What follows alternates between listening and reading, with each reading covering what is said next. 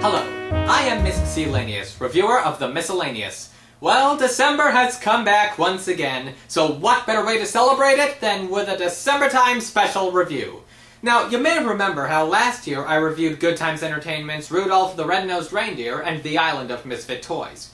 Now, you may remember there was a really quick bit in there. It was really quick, but ever since it popped up, it has been begging to be addressed.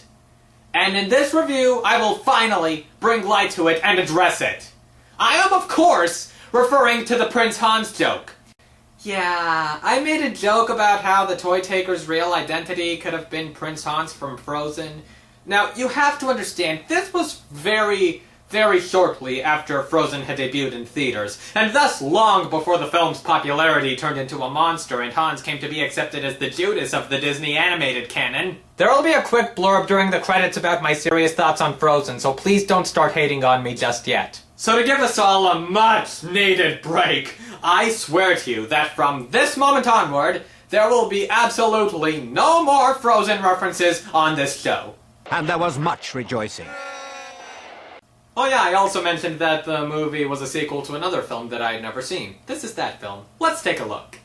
We start off at the North Pole with Aurora Borealis, aliens, candied flatulence. Actually, they're the sprites of the Northern Lights. And basically the only purpose they serve is to sing an occasional transitional narration. They only directly affect the plot exactly once. Yep! Once! You can basically just ignore them otherwise. And so I shall. Time saver! So we see that a new baby reindeer has been born to Blitzen, who seems to have had a run-in with Lord Voldemort.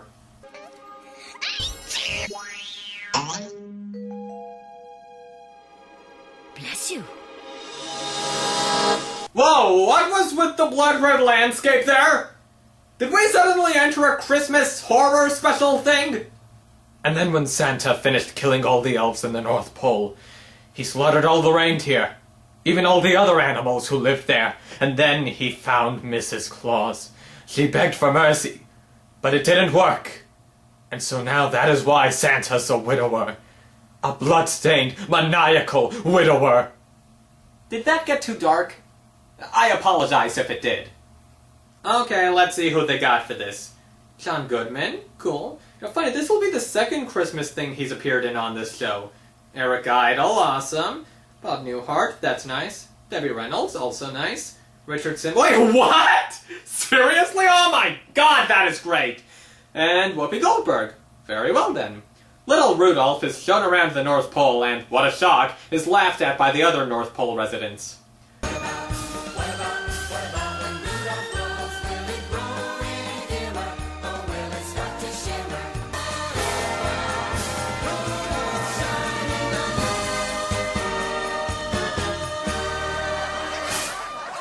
Meanwhile, we meet male delivery elves Spoon and Doggle, the former of whom is voiced by Richard Simmons.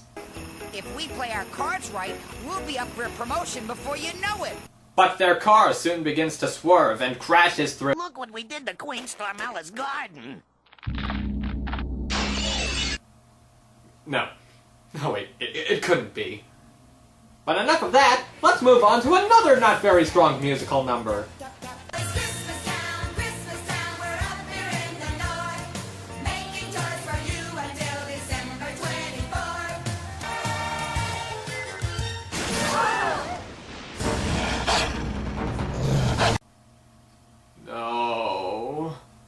Which one of you warm-blooded pipsqueaks wrecked my ice skull?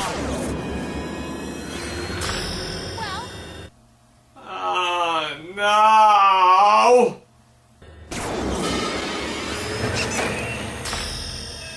Oh, God, no! I swear to you that from this moment onward, there will be absolutely no more Frozen references on this show.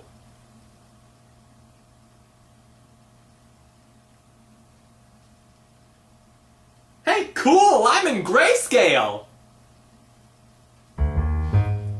Keep it together, Mist! Keep it together! Just because it's such an obvious and plentiful source for jokes doesn't mean you have to go there. Seriously, though! I want names! Was it you? No, your royal regalness. I was only remembering the invention of chocolate! Put that elf down. Did he just make the phrase "put that elf down" sound badass? Stormella, what's the meaning of this? Your elves vandalized my beautiful ice garden and I want justice. How do you know our elves are responsible? Now, what are the odds that she's gonna say, "I found this at the scene of the crime"? Because I found this at the scene of the crime. Bingo! When Santa refuses to let Stormella take Boone and Doggle with her, she instead decides to close off her ice bridge. But Stormella, your bridge is the only way across Grand Chasm. If you close it, we'll be cut off. It's not like I have a flying sleigh that I could use to cross the chasm. I mean, just because we have other types of transportation here, like cars and trains, doesn't mean we have aerial vehicles. Your bridge is the only possible, legitimate, practical way to get across the chasm so we can access whatever it is we need to access out there. Like that post office that we could just relocate. Please, listen to reason, Stormelsa! Stormella! Stormella, damn it! That will not happen again. My ice bridge is closed, and if anyone from your village dares to cross it, I'll bury the North Pole in my biggest storm yet. So a year passes by, and we see Rudolph at school with his fellow... Good morning, yearlings.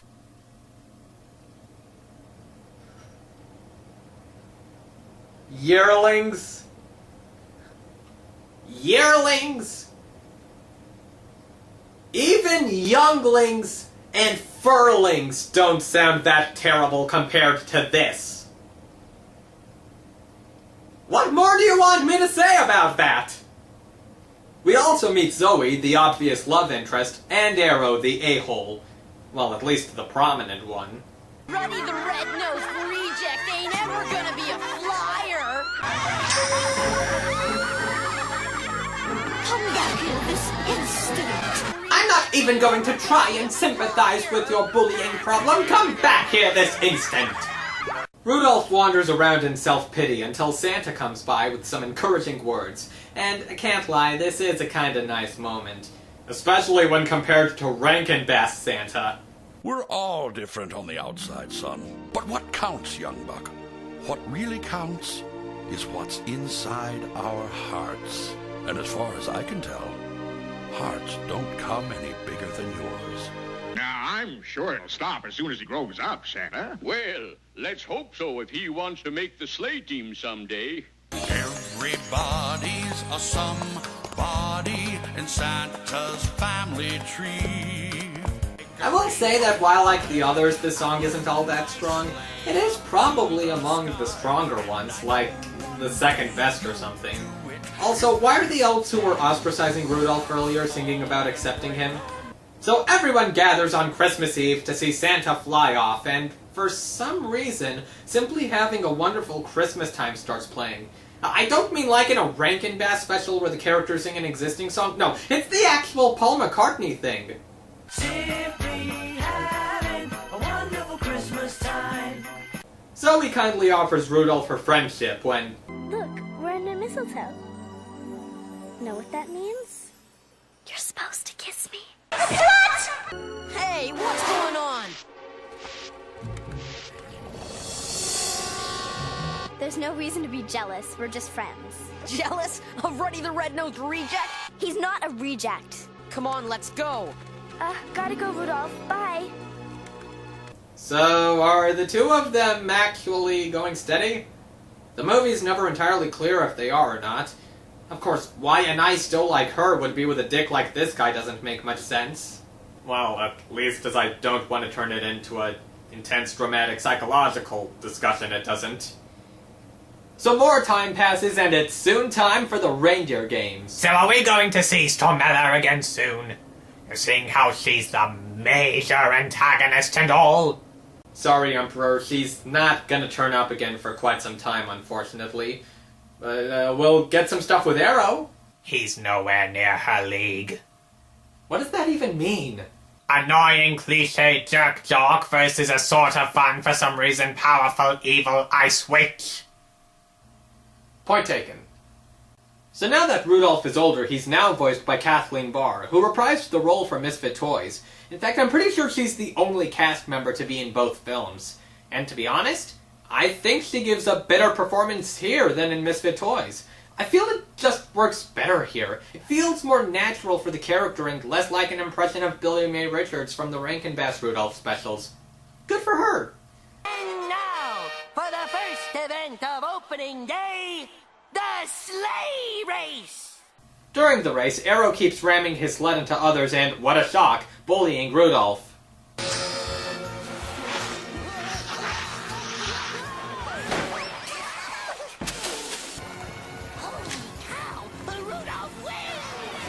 Yeah! We are the champions, my friend!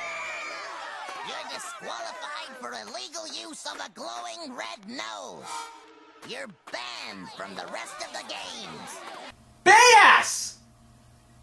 Total BS! The judges rule Arrow, winner by default. Yeah, the one who was very noticeably cheating is the winner. But you can't throw him out of the games! Sorry, the decision is final. Okay, I'm convinced. He was bought. Arrow totally bribed the ref.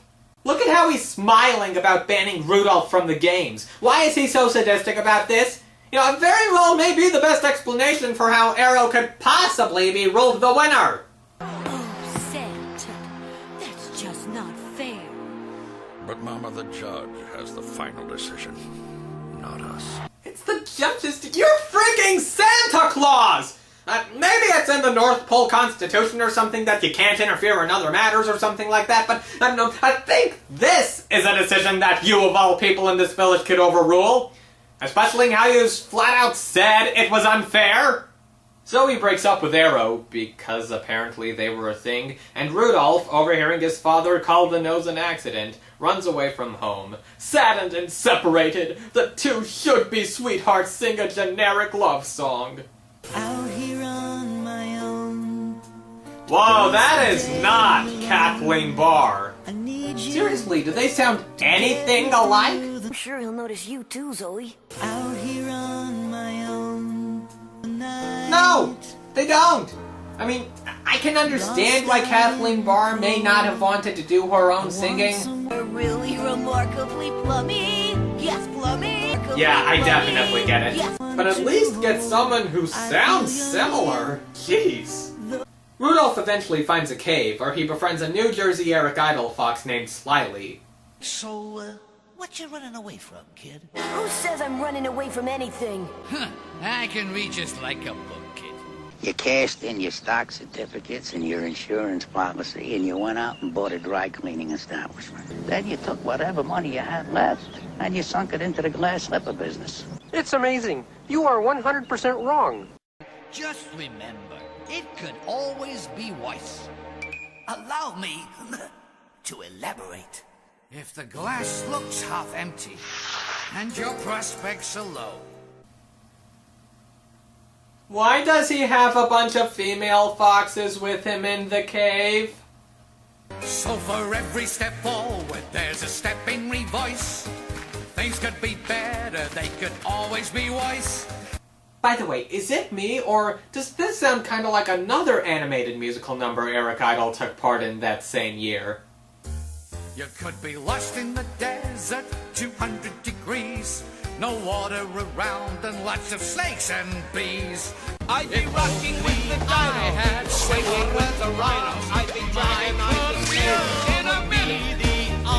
Back at the North Pole, Rudolph's departure has been discovered, and Zoe sets off to find him. This, of course, doubles the number of missing young reindeer, so a search party is sent out to find them. And who does Santa recruit for this mission? The two elves who majorly screwed up last time they had a job. Even after we let you down the last time? Everyone deserves a second chance, Boone. I mean, that's nice of you and all, but should you really be trusting them with something this major? Not sure you should!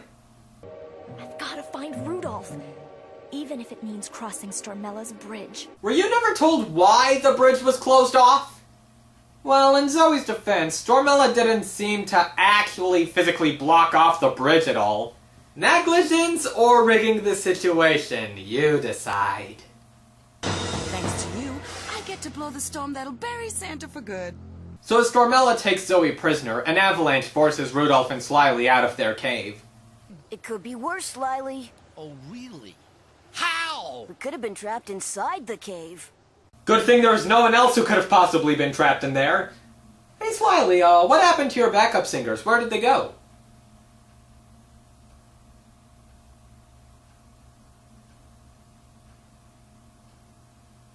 Remember, it could always be worse.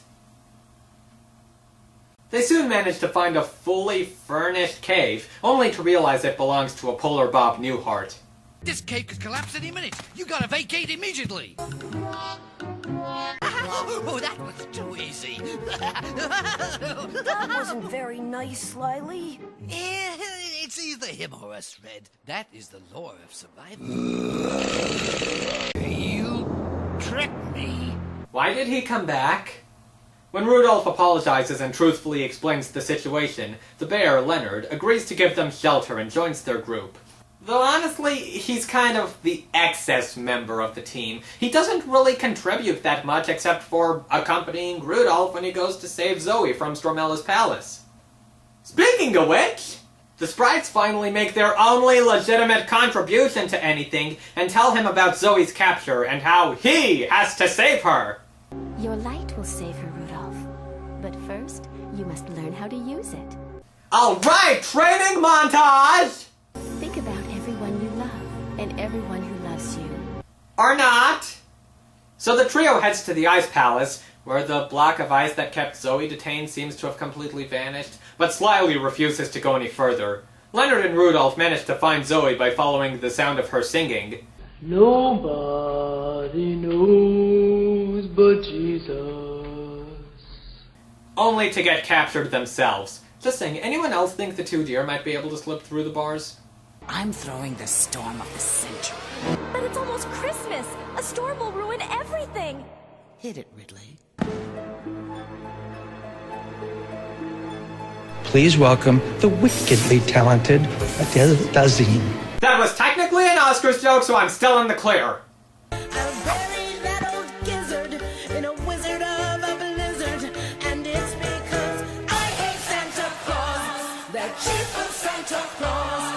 So, what do you personally have against Santa Claus?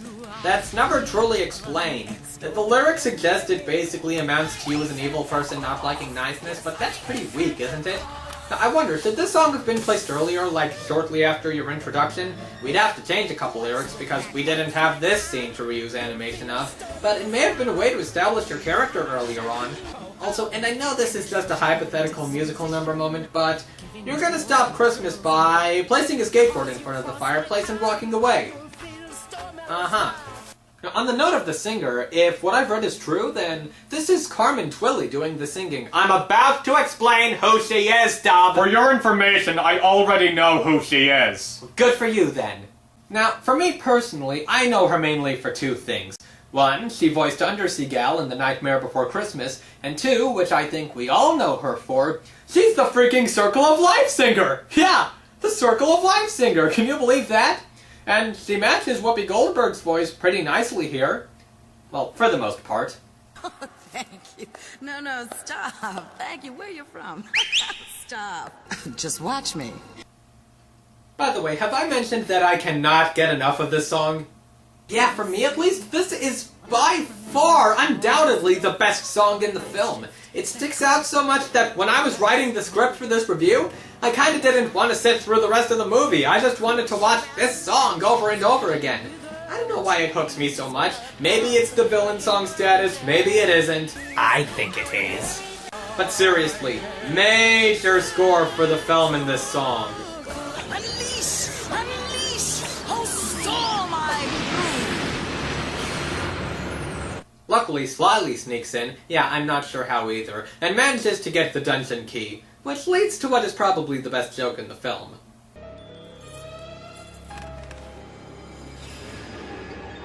What are you doing? Stealing the key to the dungeon. Now go back to sleep. Oh, alright. Toodles. Yeah, that definitely got a nice chuckle out of me. Stealing the key to my dungeon? Did you say stealing the key to a dungeon? But when our heroes become trapped, Rudolph uses his light to keep Stormella at bay. Though when she nearly falls over the side of the mountain, they do decide to save her life. Because of this good deed, Stormella shows her gratitude by allowing them to go home. Now, for what's about to happen, I'm gonna need to let the movie kinda run on for a little bit. I know I have a tendency to do that, but this time I have an excuse. See, there is so much I want to talk about in what's about to happen that, I'd rather get it all out in one collective go, not chop it up as we go along. I think it'll be more efficient that way, so... yeah. Roll it. Consider us even, Steven. Not until he gets his wish. He saved your life. Now you owe him a wish. Those are the rules of the North Pole. The fox is correct, madam. Those are the rules. I want you to be nice. What kind of wish is that? But Rudolph, you can have anything you want. Yeah, Red. Come on. Think bigger. You only get one wish, little buddy. I got it. Rudy. How about a normal nose, huh? Well, see, that's what you always wanted, right? Say the word and it's yours, child. I want you to be nice. Come on, kid, pick something else. I want you to be nice. The North Pole's about to get awfully dull. You heard me right. Make me nice. You don't look any different. But I have changed, Rudolph. On the inside. Okay, now call off the storm. Well, if only I could. Huh? Once I unleash the storm, it's got to run its natural course. I'm afraid it's out of my hands. Okay, let's get through this bit. Now, if I may say so, that bit reinforcing the what counts is on the inside moral is a kinda nice one, and I suppose I do respect it a little. Alright, that's out of the way. Now let's address this freaking wish ordeal. First off, this was a thing? Ever? I know it's probably supposed to be like a life debt, but this specific tradition had never been established before. It comes right out of the blue. You'd think Slyly came up with it on the spot to get some kind of gift, but Stormella's penguin assistant Ridley confirms that this is a legal thing. Alright. Secondly, Stormella has the power to alter a person's personality? She's not limited to just ice powers. She can change a person from mean to nice? Just how unlimited are her powers? Thirdly, the discussion of other possible wishes doesn't go very in-depth. For example, she offers Rudolph a normal nose, and yet he just sticks with a nice wish. You'd think he'd at least consider it a little, especially seeing how he was having flashback nightmares about it nearly 15 minutes ago. Also, everyone's just urging him to make some other wish. Nothing specific, like, I don't know, end the storm? But then again, Stormella says that she has no control over the storm after it starts. You could change your personality, but you who specializes in ice powers can't stop an icy storm? Did you not have the niceness power before Rudolph wished it, but his wishing it granted you the power to do so? Would that have applied to the storm too? But in whatever case, was Rudolph being really smart here? I mean, if he was able to stop the storm or wish for some other reward, it's true he and Stormella might be on better terms with each other, but I guess she'd still be evil in all other senses. But by making her nice, even if she couldn't stop the storm or anything, then no one should have to worry about her wrath again. A matter of short-term reward versus long-term reward? Is that what this is all amounting to? My brain hurts! Mine too, sir. Mine too. Boonendoggle find the group, and Rudolph uses his nose to guide them home right as Santa was beginning to consider canceling the Christmas Eve launch. You can guess what Santa asks of Rudolph right after. And I swear to Harryhausen, they steal some of the Rankin Bass dialogue. And, okay, look, I've never read the original Robert L. May stories, so if this dialogue is in there, then I take this all back. If it's not, then yeah, this is a bit of a ripoff. Now, I couldn't find the footage of this particular moment in the Rankin Bass version, and I don't want to record off a TV, so I just recorded the audio on my phone. Yeah, I know, it's still weak, but better than nothing. Okay, so, here is the Rankin Bass version. Play. Thank you. What I'm trying to say is, Rudolph, with your nose so bright, won't you guide my sleigh tonight? It will be an honor, sir. Okay. And here's this movie's version. What I mean to say is, Rudolph, with your nose so bright, won't you guide my sleigh tonight? With honor, Your Honor. Notice the similarities? Christmas goes on successfully and gifts are delivered to all. Stormella even gets a new ice sculpture. That was nice of Santa. Okay, I'm gonna bring this up here because I couldn't fit it in anywhere else, but the animation, yeah, it's not very good. I mean, not god-awful, but not that well done either. I mean, like, awkward movements, bad lip sync at times, things like that. However, I will give it a little leeway because this is direct-to-video. I know that's a terrible stereotype. It's a bad excuse. I'm just furthering that stereotype, but you know what? If this was a theatrical release, well, yeah, this animation would be less forgivable, but of course it's not a theatrical release, it's direct-to-video. So, with that in mind... Please tell me you're joking! What the hell?! So everyone accepts Rudolph, Stormella shows up there somehow, Arrow maybe turns up once or twice in shots but is otherwise forgotten entirely, I still despise the ref with all my spirit, and the famous song is What a Shock sung.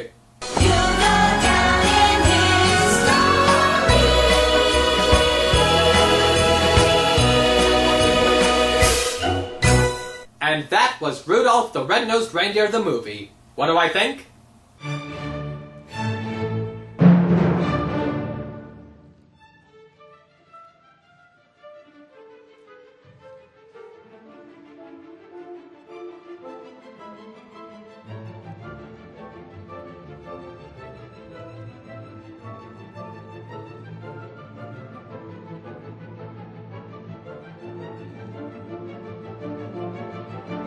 Thank you for watching. Hope to see you again in the mist, and have a very happy holiday.